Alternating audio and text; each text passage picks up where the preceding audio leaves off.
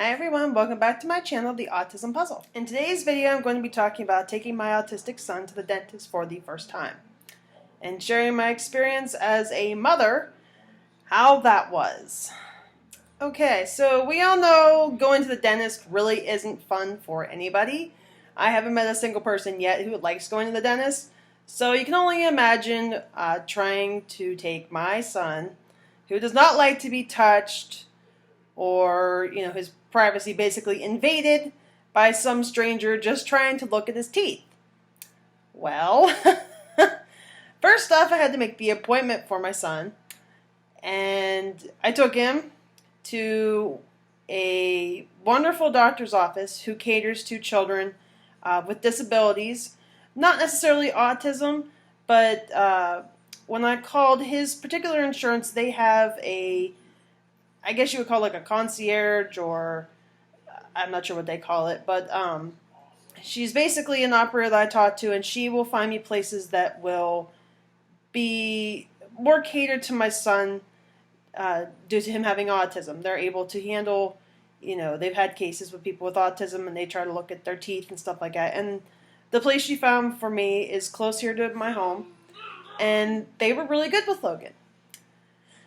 Initially going in, I was not looking forward to this because I have been to a dentist many times in my life, and I don't find it fun. So I can only imagine my son trying to go to the dentist and having some stranger poke around his mouth, or at least try to poke around his mouth, and can only imagine the tantrums and the absolute just get away from me behavior I'm going to see going into this.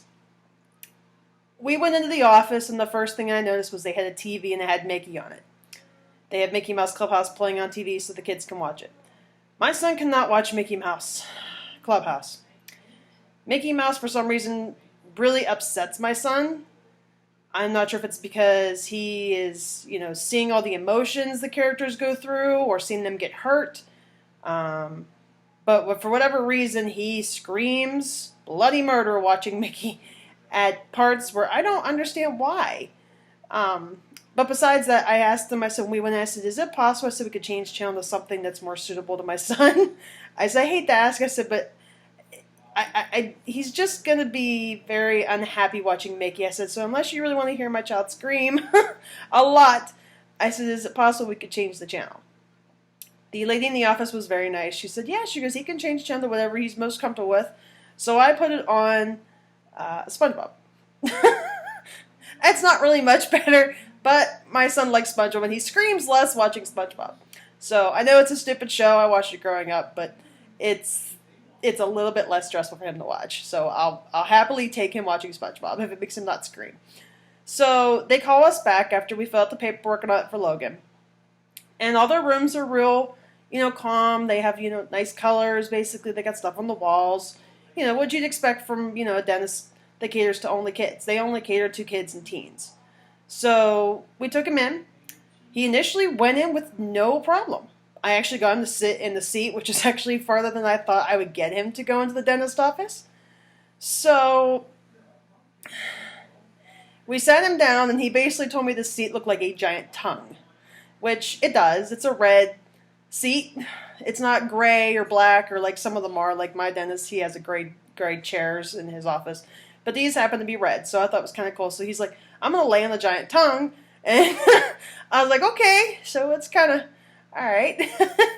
So I get him to lay down, and the nurses roll. The lady that's there, the dentist assistant, she's real nice, and the dentist, herself is really nice. She's a little older of a lady, but she's very nice with Logan. She actually gets him to lay back in the chair, which, again, I am shocked at this point, the fact that I can actually get him to lay down in that chair, let alone get him in that chair. So at this point, we're going really well. Up until the point that she wants to look in Logan's mouth. Logan won't even let me look in his mouth.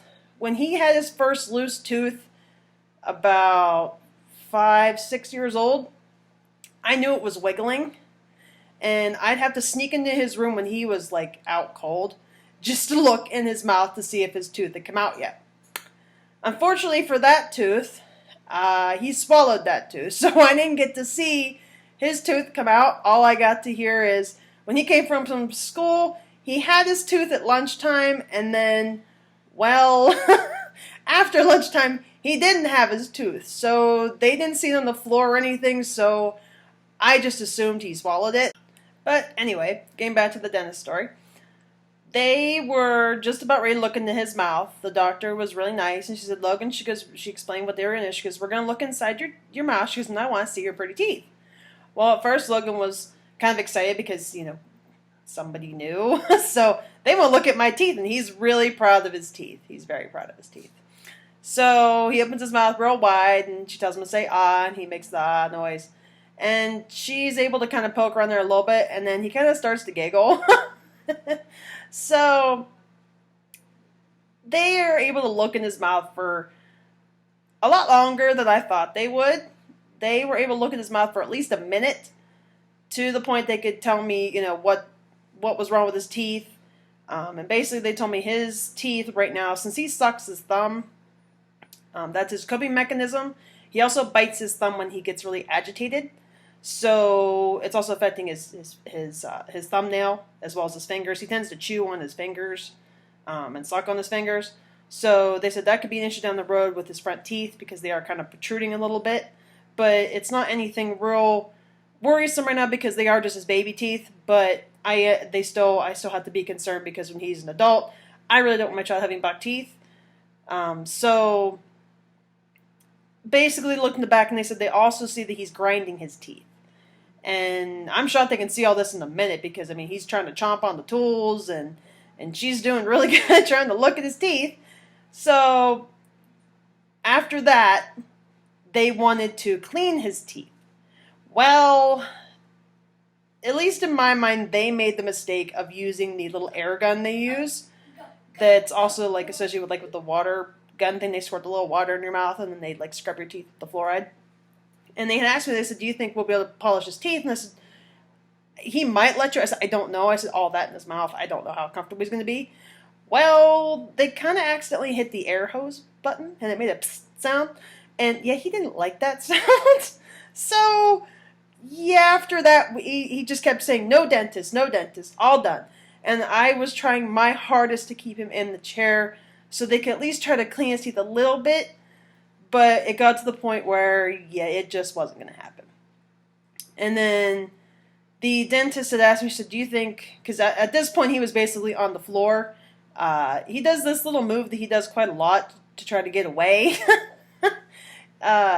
He basically goes on the floor and he'll lay on his back and he'll kind of wiggle back and forth. He'll also lay on his stomach and he'll kind of do like an army crawl out of there. So, me, I'm trying to hold my son because I don't know what else is in this office. There's other rooms, there's other patients, and I don't want him trying to disturb the other patients. So I'm trying to keep a hold of my son so he's not taking off on me because he's done that in the past where he'll just take off on me. I'll touch on that in a later video.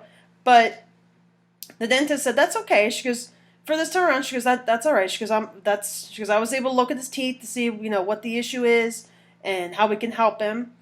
So they suggested getting him a night guard for his teeth. That's not going to work.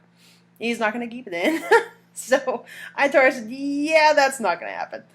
I said, he won't even chew on his teether that we have for him. I said, he won't even chew on that. I said, let alone try to keep a mouth guard in him at night. Yeah, that's not going to happen.